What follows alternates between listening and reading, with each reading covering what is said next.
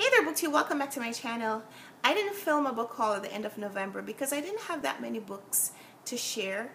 Coming into the end of the year, I was trying not to buy too many books because I've been doing this challenge where I'm supposed to read more of the books that I've bought, and I've been trying to read between half and 3/4 of the books that have come onto my shelves in 2017, plus some books from 2016. So I said, adding more books to my shelves is really just sabotaging that plan.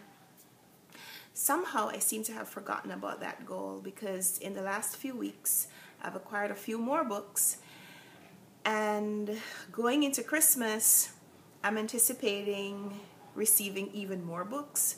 So I thought I'd share with you what I have now and do kind of a pre-Christmas book haul, so that when the new books come into my life for Christmas, we can kind of start off fresh. So here are the books that I bought in November and the first part of December. I got a copy of Freedom, which is a novel by Jonathan Franzen. He's known for writing The Corrections, which I think I shared with you maybe a couple of months before. I haven't read either one of them yet, but they're very similar in size and look. Jonathan Franzen is known as kind of the quintessential American fiction writer, so I am going to try to read both of these together as companions just to kind of get into his writing so I can see whether I believe that or not. I also bought a copy of Super Freakonomics by Stephen Levitt and Stephen Dubner, and this is the companion sequel to Freakonomics. So now I have them both, and I've read pieces of both books.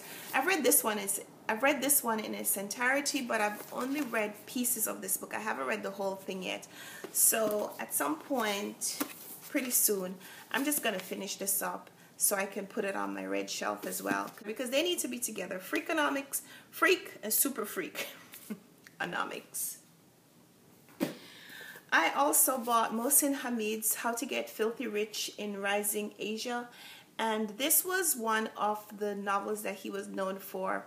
The other is The Reluctant Fundamentalist, but most recently he is known as being the author of Exit West, which found its way on the Man Booker shortlist in 2017, and I read and enjoyed lots of aspects of it, even though I didn't love the overall presentation of the book. There were a lot of issues that I had with Hamid's representation of the issues of immigration and refugees across the world, but it was a book that I am happy that I read. So I want to get more into this one that has to do with a slightly different theme, and although the title suggests that it could be like a nonfiction, how to get rich, how to become an entrepreneur, how to become successful, it is fiction, it is a novel.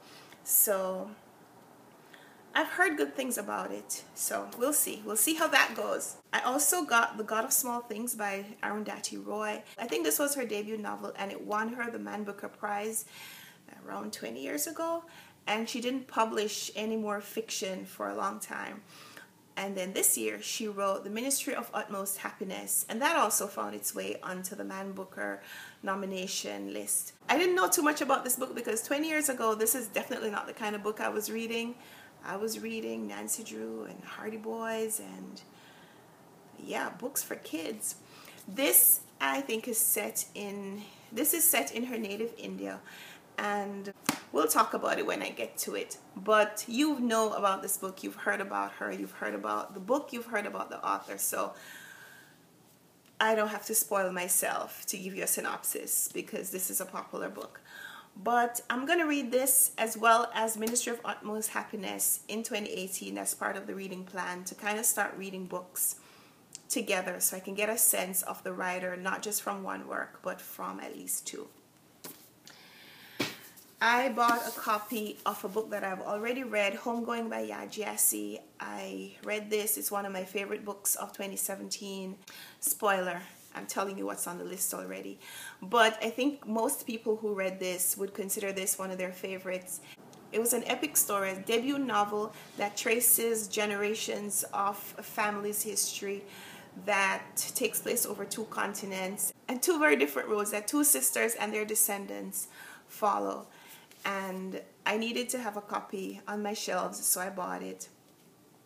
The next few are not books that I probably would have bought myself, but I got them from publishers in order to review them. This is a Harlequin romance by B.J. Daniels, Cowboy's Legacy. And it's a sequel to a book that I also read and reviewed earlier this year, which was Renegade's Pride. And I enjoyed reading a book that was very different from anything that I'd been reading recently. This one is set in Montana, follows a cowboy family, and it had a lot of themes that weren't just about romance. So I found that very interesting. So when I got the opportunity to review this one, I also said yes. So I'm going to be reading that one in the next few days because I have to post a review next week. I also got this one from the publisher, President's Day by Seth Margolis. And this one is a thriller about the presidential elections in the United States, about them being fixed and how candidates are chosen. And the backstory is a lot of the scandals that you hear about in terms of presidential nominations and what goes on after the elections, what happens in the White House. So it's pretty interesting from that standpoint. It's not a book that I probably would have chosen myself, but I enjoyed reading it. I also got this nonfiction, The Startup Way by Eric Ries, in order to review. I haven't read this one yet, but I'm going to be reading it this weekend because I need to post a review pretty soon. And then the other two are books that I bought myself. One is Hot Milk by Deborah Levy. This one was nominated for the Man Booker Prize a couple of years ago, and it's about, I think, a mother and daughter who, the mother is sick and they go on some trip in order to try to get her well, but it's about some shenanigans that both mother and daughter kind of get up to while they're on the vacation that's supposed to heal her. And the last one, the crowning jewel for this haul, I think, is Toni Morrison's The Bluest Eye. This was her first novel. I enjoy Toni Morrison's writings. I've been steadily collecting her books, and I'm very happy to have her first book, and it matches Beloved, which is the same kind of design. I really enjoy that, and they have that very interesting spine that has nothing to do with the design of the cover. So I find that pretty interesting. So yeah, those are the books that have come onto my shelves before Christmas 2017. This is my pre-Christmas book haul. I'm looking forward to getting some really great books for Christmas. Whether I get gift cards, even if I don't get gift cards for like Barnes & Noble or Strand, if I get any kind of cash, they're going into books. Books is where it's at for Christmas 2017. So thanks for watching this video. Leave me a comment down below if you have any of these books on your TBR. You want to do a buddy read in 2018, or you've read any of them, you want to tell me, no, don't read that book, give it up.